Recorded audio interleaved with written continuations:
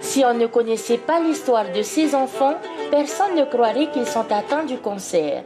C'est à 18h15 vendredi qu'ils sont arrivés à Bora Bora, accueillis par des couronnes de fleurs comme il se doit. Pour ces enfants, c'est l'aboutissement d'un rêve. C'est la deuxième fois, c'est la deuxième année.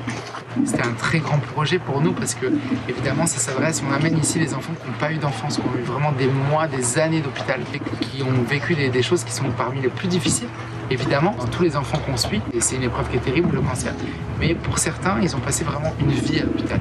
Et l'idée de la Polynésie, c'était de pouvoir rattraper cette enfance.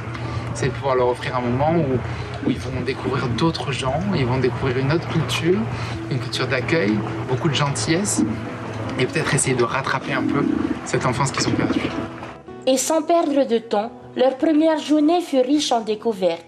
La beauté du lagon, sa faune et sa flore, une sortie qui leur tenait à cœur car... Une autre chose qui est importante aussi pour nous, c'est qu'on est très engagé dans la protection de la nature, dans la protection des océans. Tout notre programme pédagogique, éducatif, chez nous, il est basé, il y a une grande partie qui est basée autour de ça. Et les enfants adorent ça. C'est des enfants qui sont évidemment, où leur vie à eux est suspendue un peu à un fil et où du coup ça les touche encore plus.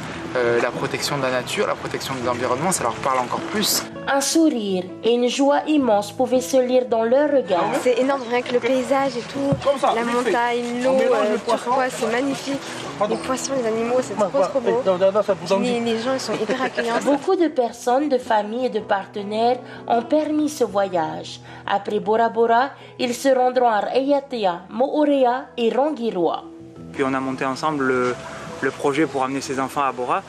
On était en plein Covid et puis ils sont arrivés et avec toute l'équipe on s'est occupé d'eux et ça nous a permis un peu de relativiser, de mettre nos petits problèmes de côté, de voir qu'il y avait des choses beaucoup plus graves et ça nous a fait vraiment plaisir à toute l'équipe de s'occuper d'eux, de leur montrer la vie à Bora, de leur faire découvrir l'île. Et quand Fred m'a rappelé pour me dire on fait une deuxième fois, j'ai dit vas-y, hein, on est parti, on sait ce qu'il faut faire. On ne peut que leur souhaiter un magnifique séjour avec des étoiles plein les yeux.